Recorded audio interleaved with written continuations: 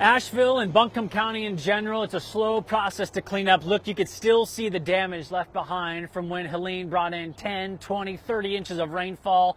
Roads buckled, starting to slowly get infrastructure back. The big one is going to be water. Still have roughly 100,000 people without water.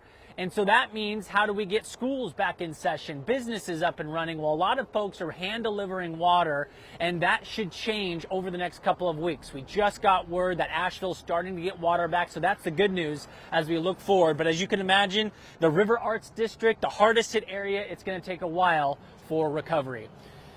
In Asheville, North Carolina, I'm meteorologist Jordan Steele, the Weather Channel.